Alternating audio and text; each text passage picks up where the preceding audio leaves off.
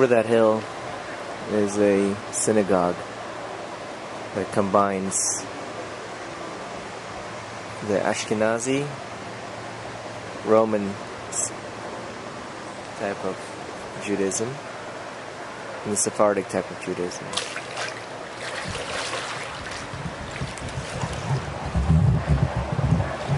And somehow they coexist. Hi, my name is Sam Lippin, and I am the creator of My Jewish Story, and I think it's important to tell my Jewish story. I was born in Ukraine, 1982, and I, like a lot of people, don't really have a very clear background because of Holocaust, because of Soviet Union, because of a lot of things. My grandmother was Russian on my mother's side. She was born in Baku, but we don't know what her background is. Her name was changed during the Soviet War, the Civil War. My other grandmother was from a line of rabbis. Last name is Iofe, and she was born in Belarus. And her husband was born in Ukraine, but he's from Lithuania because he's a Litvan. And then there is my other grandfather, who was born in Moldova, or what used to be Romania, in a little shtetl. So I remember my first time finding out that I was Jewish. My best friend Paul and I were probably about 7 or 8, and we were playing. And at some point, somebody said, like, he was Russian or Ukrainian, and he said he was Russian, and then I said I was Russian too. And I remember my mother saying, "No, you're Jewish, the Еврей." And I didn't understand what that meant. We're probably actually more about 5.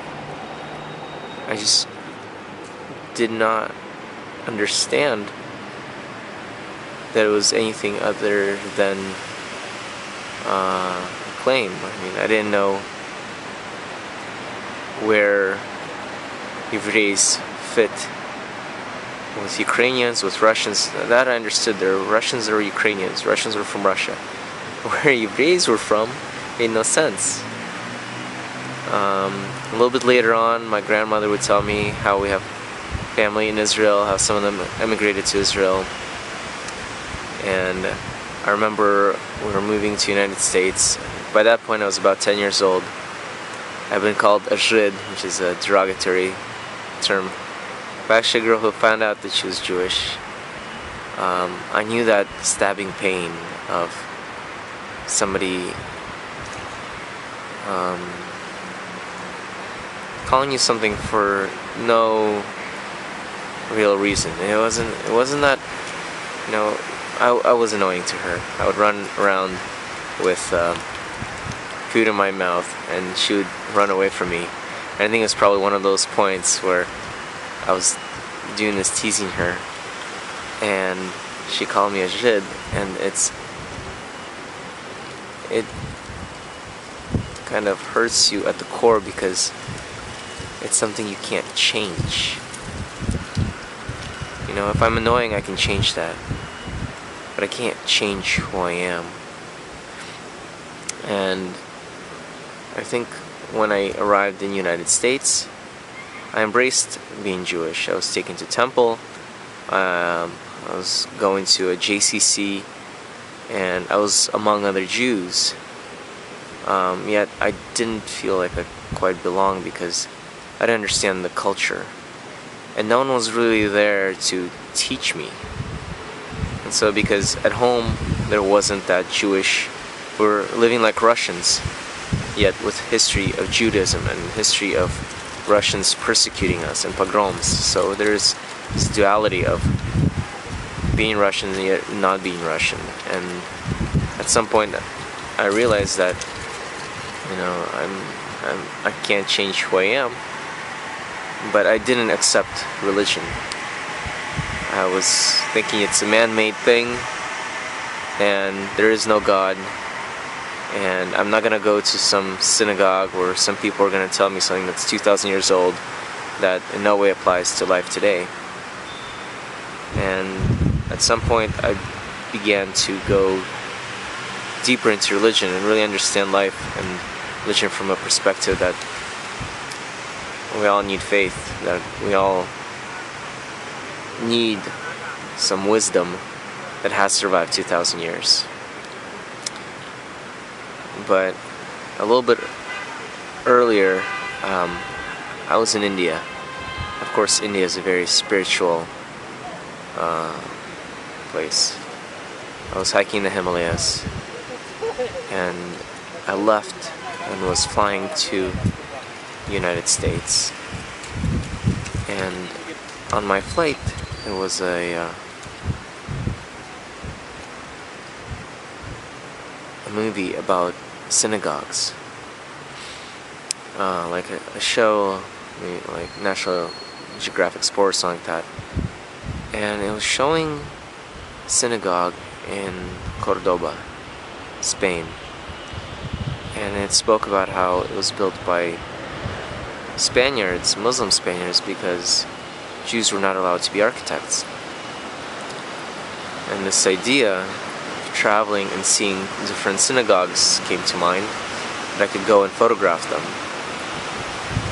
And this was about 2004, 2005, and a little bit later I was in Brazil, and I ran into a few Brazilian girls, and I was surprised to find just Jewish people walking around. I don't know even how we started talking, but it felt good to meet somebody like me in such a place where I thought I was kind of a stranger, and I felt very accepted almost immediately, just based on just the way that probably Italians feel accepted here in Italy. So I started kind of a set on Flickr about my travels, and I would put up pictures of Jewish things that I saw along the way. And I was applying for a job this year, and I was laid off from my job. And I thought, well, I have 6 months. I can look for another job while I'm waiting for an interview, or I can go out and do what I wanted to do, which is photograph these Jewish places around the world. And as I was doing that, I kind of realized, I have to define my project a little bit better. So what am I actually doing? Well, I thought about, Jews are very different from one another. Every place has its own way of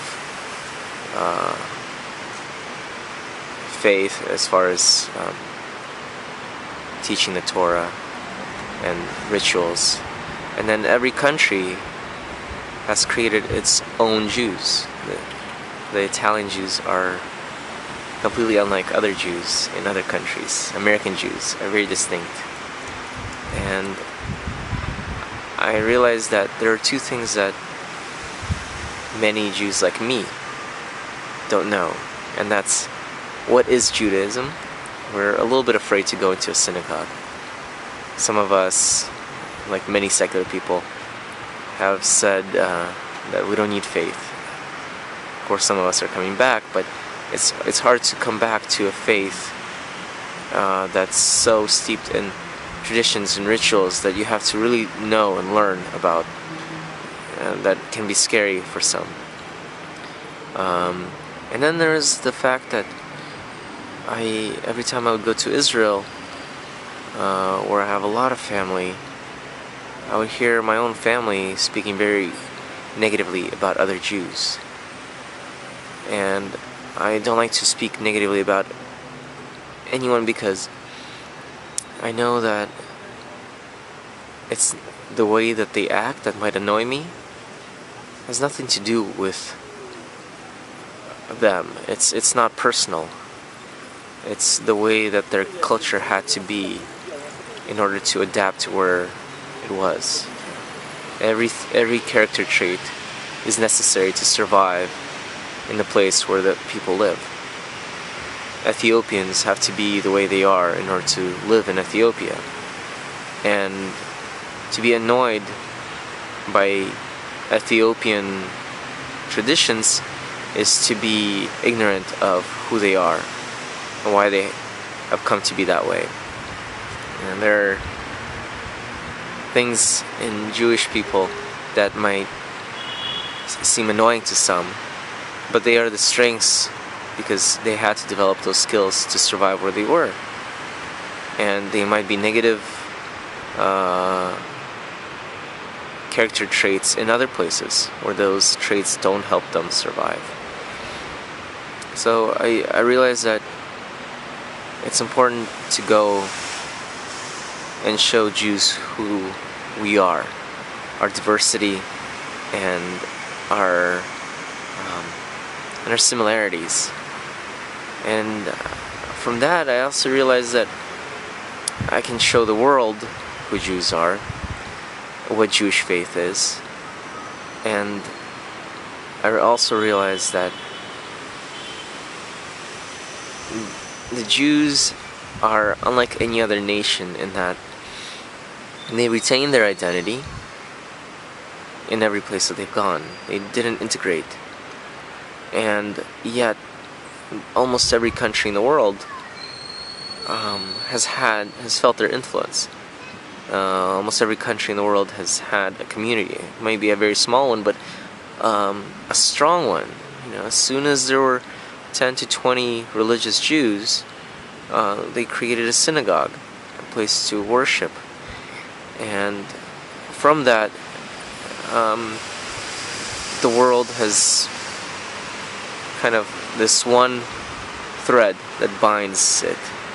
This people that you can use as a connecting point to any other culture, because almost every country has some Jews in it. And I thought it was amazing, and I also thought it's the culture that, if nothing else, has created a way of belief and faith for a lot of people. The way Jesus and Muhammad have taken the Torah and allowed other people to experience it. And these things are very important to a lot of people. And I think it's important for all those people to have some understanding of who we are, and that we can coexist, and that we do great things when we coexist.